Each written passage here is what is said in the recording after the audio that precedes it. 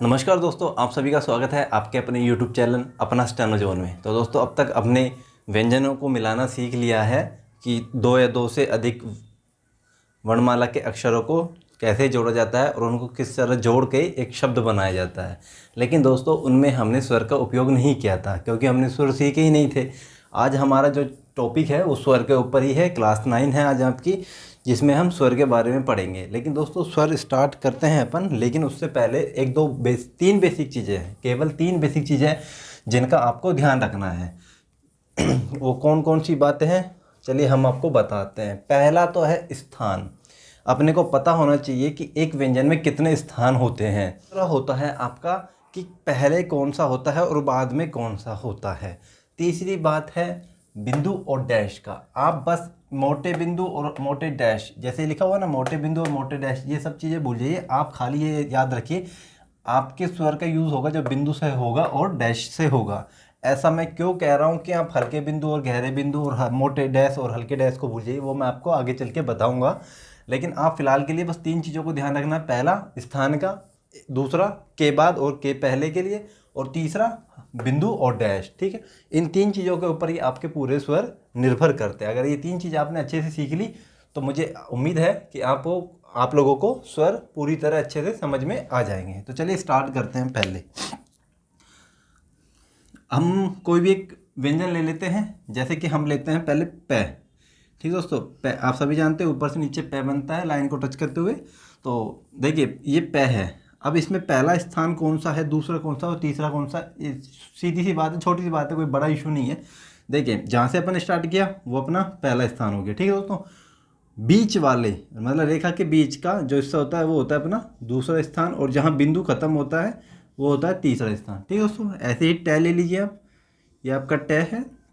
पहला स्थान ये है जहाँ से अपन ने व्यंजन स्टार्ट किया। तीसरा स्थान लास्ट का होता है जहाँ खत्म होता है, और जो बीच का होता है वो दूसरा होता है। ठीक है दोस्तों, पहला दूसरा तीसरा। ऐसे ही चै वर्ग में ले लेते हैं अपन, ये पहला हो गया, ये दूसरा हो गया और ये तीसरा हो गया। ऐसे ही हम कै में ले लेते हैं, कै वर्ग में पहला दूसरा तीसरा। आगे चलते हैं अपन लै में ले लेते हैं, पहला दूसरा तीसरा। इसके बाद हम रै में ले लेते हैं, पहला दूसरा तीसरा। मै में ले लेते हैं, पहला दूसरा तीसरा। नै में भी ले लेते हैं, पहला दूसरा तीसरा। य में लेते हैं, पहला दूसरा तीसरा। वै में लेते हैं, पहला दूसरा तीसरा। है में लेते हैं, पहला दूसरा तीसरा। तो इसी तरह हर व्यंजन में अपना एक स्थान होता है। ये आपको उदाहरण देने के लिए समझाया है, आप इन्हीं के माध्यम से बाकी जो भी आपके बच रहे हैं उनको भी आप समझ लीजिएगा। और आगे आगे अपन जब प्रैक्टिस करेंगे, उदाहरण लेंगे, अभ्यास करेंगे, तो सारे क्लियर होते चले जाएंगे, जो भी आपकी डाउट्स रह जाएगा। पर मुझे उम्मीद है कि आपके डाउट नहीं रहने चाहिए, आपके डाउट्स नहीं रहने चाहिए। तो दोस्तों, ये आपको स्थान का पता चल गया, पहला दूसरा तीसरा, यानी कि जहाँ से व्यंजन स्टार्ट होता है वो पहला होता है, बीच वाला स्थान होता है जो दूसरा होता है, और जहाँ पे व्यंजन आपका खत्म होता है वो आपका तीसरा स्थान होता है। दोस्तों, हमने 3 चीज़ों को पता करना था, जिसमें से हमने पहली बेसिक चीज़ थी जो अपन ने पता कर ली है। अब दूसरी बात पे आते हैं। जैसे मान लीजिए इन्हीं पे समझा दूंगा ताकि आपको कोई कन्फ्यूज़न ना हो और आपके अच्छे से टॉपिक क्लियर हो जाए। तो देखिए दोस्तों, पै लेते हैं अपन, पै। ठीक है, पै लिया। अब देखिए इसमें पै में पहले और बाद में का क्या सीन है। पहले और बाद में यानी कि इधर वाला पोर्शन होता है वो होता है बिफोर का, यानी कि पहले का। ठीक है दोस्तों, ये होता है आफ्टर यानी बाद का। ठीक है दोस्तों, ये पहले ये बाद में। ऐसे ही टै वर्ग लेते हैं अपन, टै वर्ग में ये पहले होता है ये बाद में होता है। चै वर्ग में ये पहले होता है ये बाद में होता है। कै वर्ग में ये पहले होता है और ये बाद में होता है। लै वर्ग में मतलब लै में ये पहले होता है। ठीक है दोस्तों, ये पहले होता है और ये बाद में होता है। रै में भी ऐसे ले लीजिए, पहले बाद में। मै में पहले और बाद में। नै में ले लीजिए, नै में ले लीजिए, ये हो गया अपना पहले, ये हो गया अपना बाद में। यह ले लीजिए, पहले बाद में। वह ले लीजिए, पहले और बाद में। यह है ले लीजिए, पहले और बाद में। तो समझ गए होंगे मैं क्या कहना चाह रहा हूँ। तो देखिए मैं आपको एक छोटी सी ट्रिक बताता हूँ समझने की। अब जैसे आपका ये पै वर्ग है, टै वर्ग है, चै वर्ग है ना, और ये आपकी आंकड़े वाली जो सरल रेखाएं होती है। ठीक है दोस्तों, और ये आपके कुछ आड़ी रेखाएं होती है। तो देखो जो आपका पै वर्ग होता है ना, जो ऊपर से नीचे आता है, जैसे पै वर्ग हो गया, टै वर्ग हो गया और चै वर्ग हो गया, इसमें हमेशा आपको पहले बाद में सिंपल सा है। आप लोगों, मुझे पता है आप लोगों को सब जानते हो, लेकिन मैं आपको एक जो नए बच्चे हैं उनके लिए बता रहा हूँ। लेफ्ट हैंड पे होता है वो होता है पहले, और राइट हैंड पे होता है जो बाद में। सरल रेखाओं में, आड़ी रेखाओं में, जैसे कै वर्ग हो गया, मैंने अंग हो गई अपनी आड़ी रेखा है, तो इसमें ऊपर का होता है वो होता है पहले, नीचे का होता है वो होता है बाद में। जो अपनी आंकड़े वाली सरल रेखाएं होती है, जैसे यह वह है, इसमें भी ऊपर का होता है वो पहले, नीचे का होता है वो बाद में। दोस्तों दो चीज़ हमने क्लियर कर ली। अब तीसरी बात इसकी करते हैं। देखिए ये यहाँ पे पहला स्थान, ये दूसरा स्थान, ये तीसरा स्थान, यानी कि कोई भी व्यंजन हो उसके 3 स्थान हमने पढ़ लिए हैं। पहले स्थान पे जो भी आता है, चाहे वो व्यंजन के पहले आए या बाद में आए, व्यंजन के पहले आए या बाद में आए, हमेशा अगर बिंदु आया है तो वो हमेशा ए ही होगा। इसी तरह अगर वो दूसरे स्थान पे है और बिंदु है तो हमेशा ए होगा। अगर वो बिंदु है और तीसरे स्थान पे आया, चाहे इधर पहले आया हो चाहे इधर बाद में आया हो, वो हमेशा ई रहेगी। ऐसे ही पहले स्थान पे अगर डैश है तो आ होगा। इसमें क्या देखा अपन ने, पहले स्थान पे है तो वो बिंदु है तो ए होगा, अगर डैश है तो आ होगा। अगर बीच में दूसरे स्थान पर यानी सेकंड पैलेस पे अगर डैश है तो वो ओ पढ़ा जाएगा हमेशा, और अगर थर्ड पैलेस पे डैश है तो वो ऊ पढ़ा जाएगा। ठीक है दोस्तों। अब यहाँ छोटी ई, बड़ी ई, छोटा ऊ, बड़ा ओ, छोटा ओ, ये सब आप अपने दिमाग से निकाल दीजिए। हल्का गहरा आप सब छोड़ दीजिए, खाली बस ये जो आपको 2 बातें बताइए इनमें वो आपको याद रखनी है फिलहाल। ठीक है दोस्तों, आगे चलते हैं अपन। जैसा कि अभी मैंने आपको बताया, पहले स्थान पे ए आता है बिंदु, सेकंड पे ए, तीसरे पे ई। तो चलिए अपन पहले ये वाला कॉन्सेप्ट क्लियर करते हैं, फिर उसके बाद वो वाला लेंगे डैश वाला। तो अपन ने जैसे मान लीजिए अपन ने यहाँ पे ये पै लिखा। ठीक है दोस्तों, हमने यहाँ पे पै लिखा है, तो आप देखो ये पहले वाला स्थान है, ये बाद वाला है। तो अगर मान के चलिए किसी व्यंजन से पहले अगर बिंदु लगा है, मान के चलते हैं अपन पहले स्थान पे ही यानी फर्स्ट पैलेस पे बिंदु लगा है लेकिन व्यंजन से पहले लगा है। ठीक है दोस्तों, अगर किसी व्यंजन में बिंदु लगा है फर्स्ट पैलेस पे और व्यंजन से पहले लगा है तो उसको क्या पढ़ेंगे, आपको पता है। जो पहले आता है पहले स्वर पढ़ते हैं, बाद में आता है तो उसको व्यंजन में जोड़ के पढ़ते हैं स्वर को। लेकिन यहाँ पे स्वर अपना पहले आया व्यंजन से। ठीक है, तो अब ये क्या हो गया, पहले स्वर पढ़ेंगे ए, बिंदु ए होता है फर्स्ट पैलेस पे, ये ए हो गया और ये अपना पै हो गया। तो ये क्या हो गया अपना अप। ठीक है दोस्तों, ये अपना अप हो गया। अगर मान के चलिए ये बिंदु यहाँ ना होके व्यंजन के बाद आता तो क्या बनता, देखिए जैसे अपना ये पै हो गया, ये व्यंजन के बाद आया है अपना ए का स्वर। ठीक है, फर्स्ट पैलेस पे, तो ये क्या हो जाएगा आपका, पहले व्यंजन पढ़ेंगे पै और फिर ए यानी पै ए। तो लेकिन देखिए दोस्तों, यहाँ पे एक समझने वाली और जानने वाली बात है। आप सभी जानते हो, आपने छोटी कक्षाओं में पढ़ा होगा, कभी भी व्यंजन के बाद ए स्वर नहीं आता। क्यों नहीं आता, उसका रीजन ये होता है क्योंकि वो पहले से ही व्यंजन में जुड़ा हुआ होता है। जैसे कि कै, खे, गे, टे, इनमें सब में ए ऑलरेडी है। ठीक है दोस्तों, इसलिए अपन इसको पै ए ना पढ़ के खाली पै ही पढ़ेंगे, चाहे से वो किसी के साथ आ जाओ। मान के चलिए आपका ये कै है, ये यहाँ कै के यहाँ बाद में आ गया तो वो कै और ए नहीं होगा, वो खाली आपका कै ही रहेगा। ठीक है दोस्तों, तो आपका वो कै ही रहेगा। चलिए आगे चलते हैं। तो अब आपका पै में ही लेते हैं अपन, पै में आपको ताकि अच्छे से समझ में आ जाए, फिर और बाकी अपन आगे उदाहरण के साथ करेंगे तो आपको अच्छे से समझ में आएंगे।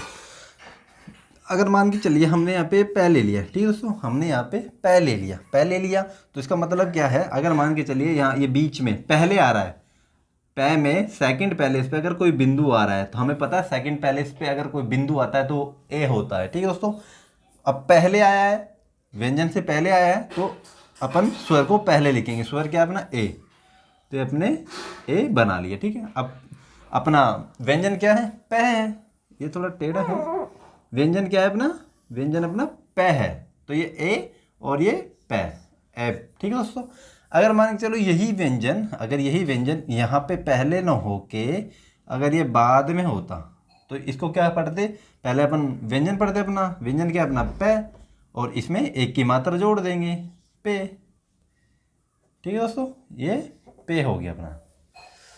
अब चलते हैं आगे। अगर मान के चलिए आपका ये पे है, अगर इसमें थर्ड पैलेस पे आपका बिंदु होता और व्यंजन से पहले होता, थर्ड पैलेस पे व्यंजन से पहले कोई बिंदु होता, तो इसका मतलब क्या है? इसका मतलब ये है कि स्वर को पहले लिखेंगे, स्वर को पहले लिखेंगे यानी कि ई, ठीक है दोस्तों, और ये पे, ठीक है दोस्तों, क्लियर।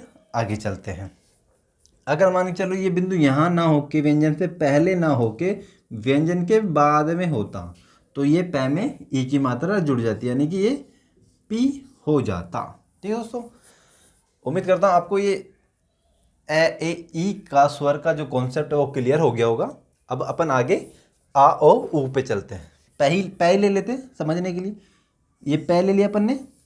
अगर किसी व्यंजन में फर्स्ट पैलेस पे, किसी व्यंजन में फर्स्ट पैलेस पे और व्यंजन से पहले अगर कोई डैश लगा, ये फर्स्ट पैलेस हो गया और ये व्यंजन से पहले हो गया, ठीक है दोस्तों। आपको पता है इधर वाला हिस्सा होता है जो पहले का होता है, ये वाला बाद का होता है। तो पहले लिख दिया अपन ने पहले लिख दिया, तो इसको अपन क्या पढ़ेंगे? पहले अपन अभी यहाँ पे पढ़ा है अपन ने, पहले अपन स्वर पढ़ेंगे। स्वर क्या है अपना? आ। तो अपन यहाँ आ लिख देंगे और व्यंजन क्या है अपना? पै, तो यहाँ पै लिख देंगे। तो ये हो गया आप। अगर मान के चलिए मैं इसी में ऐसे पै लिख देता हूँ और व्यंजन के बाद लगाता हूँ स्वर को, तो ये पै में आ की मात्रा जुड़ जाएगी, तो यहाँ आपका हो जाएगा पा, ठीक है दोस्तों। इसी तरह पहले लेते हैं, यहाँ पे बीच में लगाते हैं, बीच में आपको पता है आपका ओ आता है, ओ तो व्यंजन से पहले है तो पहले व्यंजन लिख देंगे। आपका क्या है? व्यंजन हो गया आपका ओ, और ये पै तो ओप, ठीक है दोस्तों। अगर मान चलो ये स्वर व्यंजन के बाद होता, जैसे ये पै है, यहाँ की जगह यहाँ होता सेकंड पैलेस पे, तो ये क्या हो जाएगा अपना पै, पै में ओ की मात्रा यानी कि पो, ठीक है दोस्तों। ऐसे ही अपन पहले लेते हैं। अगर थर्ड पैलेस पे डैश लगाते हैं तो व्यंजन से पहले है स्वर, तो पहले स्वर पढ़ेंगे, स्वर लिखेंगे अपना क्या है? ऊ, और ये पै, ये ऊप, ये पै ले लिया मान लीजिए। अगर ये पहले की जगह बाद में हो यहाँ पर, तो आपके व्यंजन में जुड़ जाएगा, तो ये पै, पै में ऊ की मात्रा पू, ठीक है दोस्तों। उम्मीद करता हूँ आपको इतना आपका कॉन्सेप्ट क्लियर हो गया होगा। आपको ए ई आ ओ ऊ समझ में आ गया होगा। तो चलिए, आपको इतना समझ में आ गया होगा, हम एक दूसरा और ले लेते हैं जिससे आपको थोड़ा और अच्छा क्लियर हो जाए। जैसे अपन ले लेते हैं, मैं ले लेते हैं, आड़ी देखा हो, ठीक है दोस्तों। ये अपन यहाँ पे मैं ले लेते हैं। ये देखिए आपका ये मैं है दोस्तों, ठीक है, ये आपका मैं है। अब मान के चलिए मैं सडनली यहाँ पे मैं बिंदी लगा देता हूँ, ठीक है दोस्तों, यानी कि ये व्यंजन से पहले का पार्ट है, आपको पता है ये पहले का है, तो ये सेकंड पैलेस हो गया। आपको बताया था ना, फर्स्ट पैलेस सेकंड पैलेस। देखिए ये सेकंड पैलेस है आपका, बीच का स्थान होता है, चाहे वो बाहर हो चाहे अंदर हो, वो हमेशा सेकंड पैलेस रहेगा अगर बीच में है तो, ठीक है दोस्तों। हमने ये बिंदु लगाया, तो इस बिंदु को आप क्या पढ़ोगे? आपको पता है जब सेकंड पैलेस पे कोई बिंदु आता है तो ए होता है, इसको लिखना है। ये क्या होगा अपना? पहले आया है तो अपन पहले स्वर लिखेंगे। स्वर क्या है अपना? ए, और ये मैं एम, ठीक है दोस्तों। ये हो गया आपका। अगर मान चलो यही बिंदु आपका पहले न होके बाद में होता, ठीक है, पहले न होके बाद में होता, यानी कि आपका व्यंजन से पहले ना होता और व्यंजन के बाद होता, तो इसको क्या पढ़ते? मैं, और मैं में एक की मात्रा में, ठीक है दोस्तों। इसी तरह मान के चलिए अगर मैं ये बिंदी हटा के, अगर मान लो मैं यहाँ पे डैश लगा दूँ एक, ठीक है दोस्तों, मैं एक डैश लगा देता हूँ, तो ये क्या हो जाएगा? मैं, ठीक है दोस्तों। अब आपको पता है बीच में जब सेकंड पैलेस पे कोई डैश लगता है बाद में, तो वो क्या होता है? ओ की मात्रा होती है। पहले हो तब भी ओ ही रहेगा रहने को, लेकिन वो व्यंजन में जुड़ जाएगा, ठीक है दोस्तों। अब व्यंजन के बाद है तो ये व्यंजन में जुड़ जाएगा, यानी ओ की मात्रा जुड़ गई, तो ये हो गया मो, ठीक है दोस्तों। अगर मान चलो ये डैश यहाँ पे ना होके यहाँ होता, ठीक है दोस्तों, ये यहाँ होता, तो क्या पढ़ते इसको? मुँह, यहाँ होता। तो अगर मान चलो ये अंदर ना होके, यानी कि पहले ना होके वो बाद में ना होके, अगर ये पहले होता तो इसको क्या पढ़ते? ये ऊ हो गया अपना, और ये मैं हो गया ऊम। ऐसे ही मान के चलिए क्या ले लेते हैं अपन, क्या ले लेते हैं। ये आपने क्या लिखा? आपने मान चलो यहाँ पे एक बिंदु लगा दिया, यानी कि व्यंजन से पहले आपने एक बिंदु लगा दिया, तो बिंदु लगा दिया तो इसका मतलब क्या है? ये आपका ए है और ये आपका व्यंजन कै है, तो अक हो गया। अगर ये बाद में होता, यानी कि पहले ना होके बाद में होता, तो क्या ही रहता खाली, ठीक है दोस्तों, ये खाली क्या ही रहता। अगर मान चलो ये यहाँ पे ना होके, अगर ये मान लो यहाँ होता, तो यहाँ आपका ए पहले स्वर पढ़ेंगे फिर क्या लिखेंगे, यहाँ पे एक हो गया। अगर मान चलिए यहाँ पे ना होके यहाँ पे होता तो यानी कै में एक ही मात्रा जुड़ जाएगी, यानी कि एक के हो गया आपका। अगर मान के चलिए बीच में ना होके थर्ड पैलेस पे पहले होता, थर्ड पैलेस पे पहले होता तो ये क्या होता अपना, ये अपना ई होता और फिर क्या यानी व्यंजन लिखते हैं आपका। अगर मान के चलिए यहाँ पे ये है ना होके ये यहाँ होता तो यानी कि आपके व्यंजन कै में जुड़ के की हो जाता है, क्योंकि आपको पता है यहाँ पे ई की मात्रा आती है थर्ड पैलेस पे। ऐसे ही आप आगे कर लीजिए, मान के चलिए ये आपका कै वर्ग है, ठीक है दोस्तों, कै वर्ग का कै है, मान लीजिए आपका कै है तो आपने मान लीजिए चलो यहाँ पे डैश लगाया पहले, यानी कि सेकंड पैलेस पे है, और आप जानते हो ये क्या होता है, ये ओ होता है। यानी कि पहले तो अपन पहले स्वर लिखेंगे ओ और फिर उसके बाद व्यंजन लिखेंगे यानी कि कै, व्यंजन क्या अपना कै, यानी कि ओ हो गया।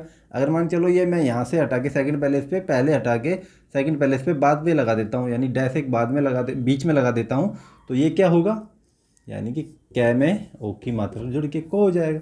अगर मान चलिए मैं अगर यहाँ पे बिंदु लगा देता था, आपको पता है ये के हो जाता के।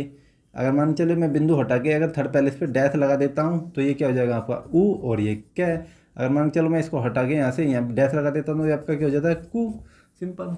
आपके कॉन्सेप्ट क्लियर हो गया होगा। अगर ये आपके कॉन्सेप्ट क्लियर हो गया ना तो दोस्तों यकीन मानिए मेरा आपका 80% स्वर का जो कॉन्सेप्ट है, जो आपका टॉपिक है वो आपका क्लियर हो चुका है। और जिन लोगों को कुछ समझ में नहीं आया, कुछ कन्फ्यूज़न है, आगे चल के हम और प्रैक्टिस करेंगे और अभ्यास क्लासेस लेंगे। इसी के ऊपर क्लास 10 में अपन वही पढ़ेंगे जिसमें हम स्वर के बारे में और पढ़ेंगे अच्छे से दोबारा से, और नई चीज़ें हैं जो आपको उस क्लास में बताएंगे अगली क्लास में। तो चलिए दोस्तों मिलते हैं अगली क्लास 10 में। वीडियो देखने के लिए धन्यवाद।